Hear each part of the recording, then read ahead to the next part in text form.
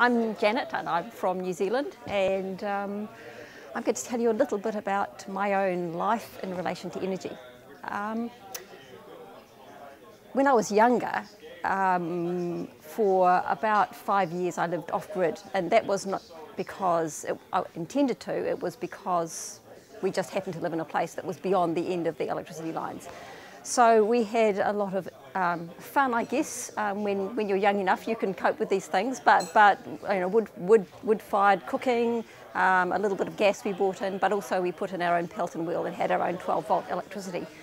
I mean, that didn't set my life on course to be an electricity specialist or an energy specialist, but somehow, full circle, my life's come back into energy again now. So today I live in the middle of a city called Dunedin, and actually I live about 1 block away from the main street, and that means that my life mainly revolves around walking, which is absolutely wonderful. But on the minus side, for some reason, even though there are only 2 of us in the household, we have 2 cars.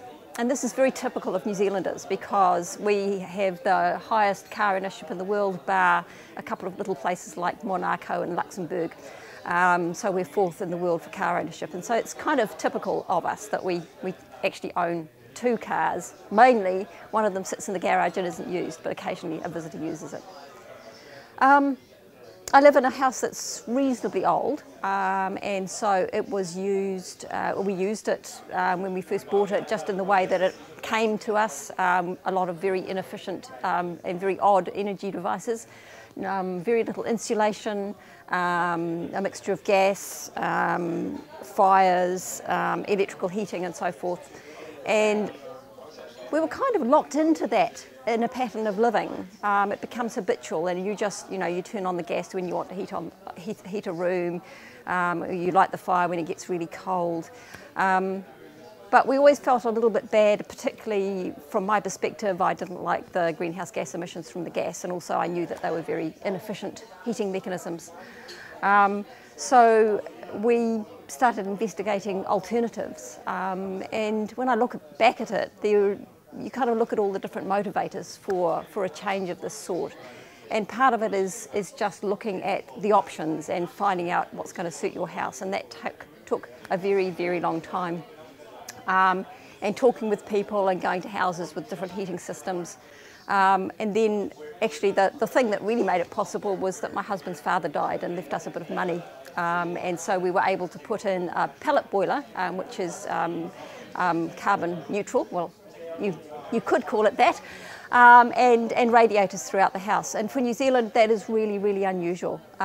It's very unusual to have radiator heating. The way people usually go if they're moving, upgrading is heat pumps. And I personally really hate the feeling of heat pumps, the windiness, the kind of air. I really like radiant heat. And so we've got radiators through the house, and also actually still have retained 2 enclosed wood burners, which give us nice rosy flames to sit by in the evening if we need. But the place I really tend to use energy is flying, and I feel really bad about that. Living in a country on the far side of the Pacific Ocean and a lot of land from Europe and the places I want to go to conferences at, as an academic, travel is the one difficult area for me. And that if I do my footprint, my carbon footprint, travel is, everything else is relatively small. I mean, I try and do other things like buy local and buy food at the local markets, the local farmers market. Try and use push bikes when I can, when I'm not walking, but it's the flights, the difficulty. And the issue there, I think, really is in part you need to meet people face to face, but also I think that the virtual technologies, the